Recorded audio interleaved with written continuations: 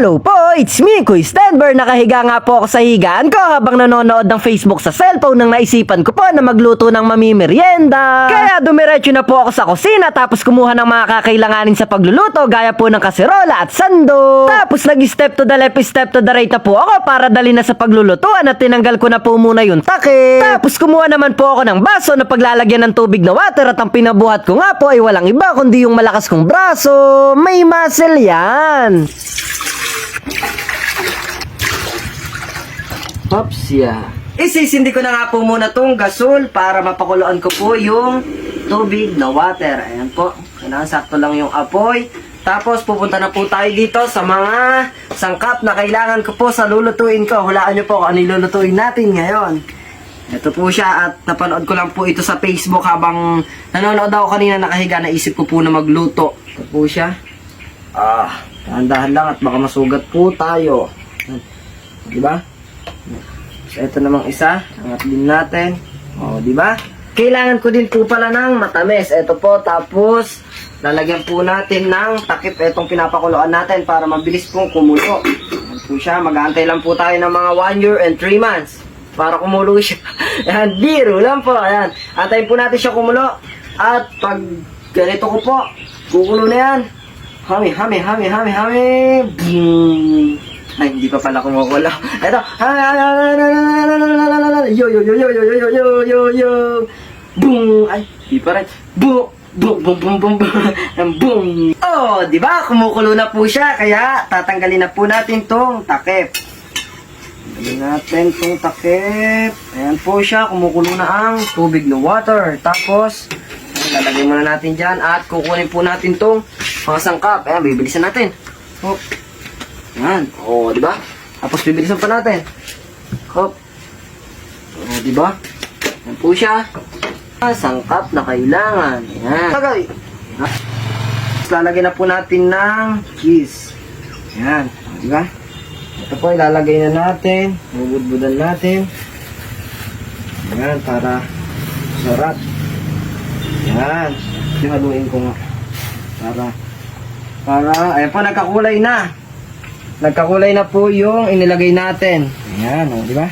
Kulo na. Init. Init. Haluin lang po natin ang haluin. Halo lang ng halo para hindi mamuo. Ayan, nabubuo po yung cheese. Kailangan nating haluin. Ito po yung magmimistulang sabaw niya. Ito pong lulutuin ko na to ay nakita ko po at lagi kong binibili sa park. Pag pumupunta po kami ng park ng mga pinsan ko. Ito po, nakikita ko po at paborito ko din po yung mais. Kaya naman po naisipan kong gawin ito. Ayan po siya, haluin natin ang haluin. Tapos tignan po natin siya ng malapitan. Ayan, kulay orange na siya. Kulay orange na. Ayan po siya. Ayan. Hop. Ayan, no? Hop. Yan. Ang susunod ko naman pong ilalagay ay matamis. Para mas lalong matamis. Po siya. Atin ulit natin. Ayan, lagay na po natin to lahat ng matamis na to. Ayan. Hop, yan. Diba? Tapos, tatakpan ko po muna siya para hindi na siya isa pang ililigpit mamaya. At ito po, hahaluin ko ulit. Halo lang ng halo. Halo lang ng halo. Ito po, halo lang ng halo. Kunti na lang po, may merienda na naman tayo matitikman. Habang inaantay ko po siya na kumulo, kukuha naman po ako ng lalagyanan para nakahanda na po siya mamaya pag naluto.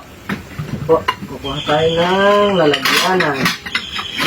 Saging na lalagyanan. Siguro po mga dalawa yung kukunin kong lalagyanan. Para hindi po siya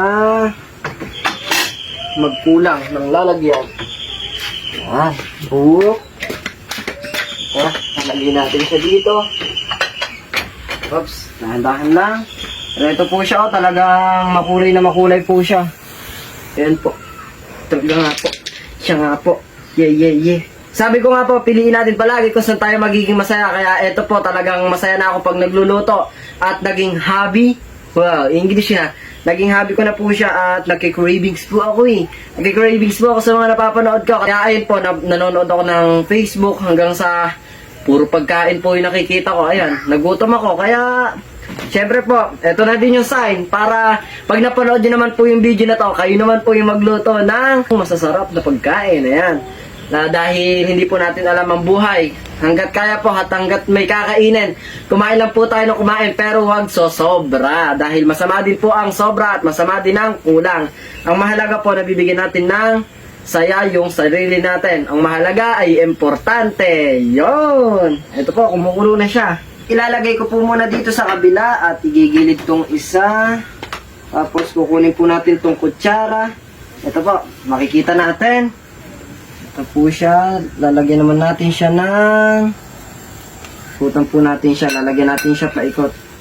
Yan, para pag inilagay po natin yung sabaw, ito po yung pawis ko, magiging sabaw na. Ito po yung patunay na hindi talaga basta-basta magluto ka sa lahat po na nagluluto, lalo na po sa mga nanay natin dyan, sa mga magulang po natin dyan na nagluluto para sa atin. Magpasalamat po tayo sa kanila dahil hindi po talaga biro ang magluto para lang po may kainin tayo. Nagsasakripisyo din po sila. Andito po yung pagod, pawis, tapos nakatutok pa po sa init ng apoy. Ito po siya.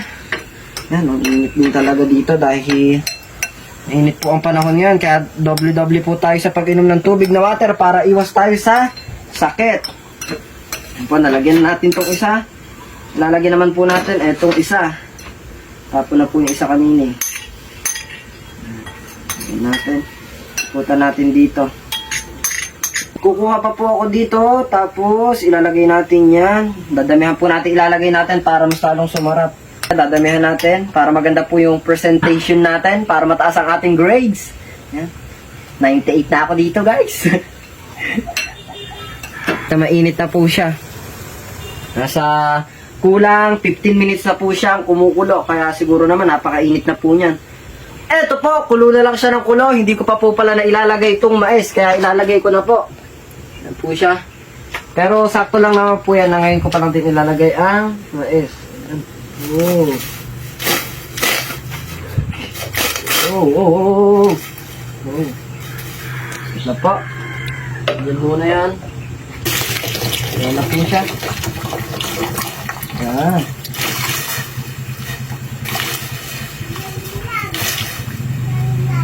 Yan, kukutsarahin ko na lang po yung iba para dahil hindi po siya makuha. Kutsarahin po natin tong iba. At hindi po natin siya kayang ilagay lahat pag nakaganon. Kutsarahin natin isa-isa.